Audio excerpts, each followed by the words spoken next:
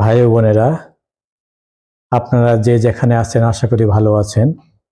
আজকে আমি কিছু কথা বলবো আওয়ামী লীগের নেতা কর্মীদের উদ্দেশ্যে, যারা আসলে এখনো সেই কচি খোকার মতো আচরণ করে যাচ্ছেন।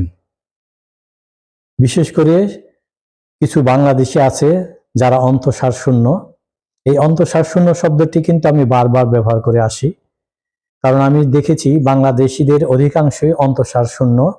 এদের মধ্যে বাংলাদেশি আওয়ামী লীগের নেতা কর্মীরাও রয়েছেন। তার একটা দৃষ্টান্ত আমি দিতে চাই।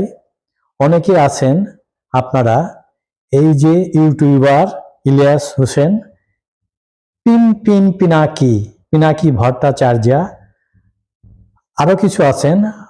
সত্যি কথা বলতে কি, একটা কথা বলে নিই এর আগে, আমি কিন্তু এই দুজনের একটা ভিডিও আজ পর্যন্ত পরিপূর্ণ দেখি নাই, দেখার রুচি হয় নাই। কারণ তারা বিগত 10 কিংবা 15 বছর ধরে এভাবে এমন তথ্য, মিথ্যা তথ্য ছড়িয়ে যাচ্ছেন।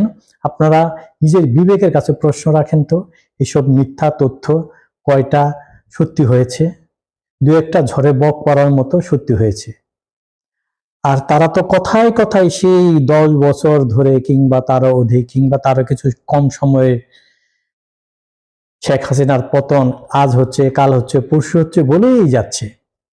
তারা যে মিথ্যাচার, অনাচার, ইতিহাস বিকৃতি করে যাচ্ছেন, তারা এটা কিন্তু অধিকাংশ বাংলাদেশী বুঝতে পারেন না।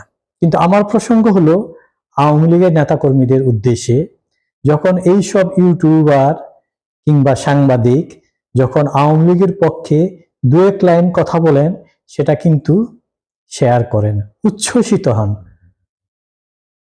আরে ভাই, এইসব ইউটিউবার ভিউ কামানোর জন্য অনেক কথাই বলে থাকেন, কিন্তু এই যে 10-15 বছরে মাত্র একবার, দুইবার, তিনবার কিংবা 5 বার আপনাদের পক্ষে একটা কথা গেলে আপনারা সেটাকে শেয়ার করে এই ব্যক্তিদের জাস্টিফাই করেন, এই ব্যক্তিদের প্রমোট করেন, এটা কি ঠিক?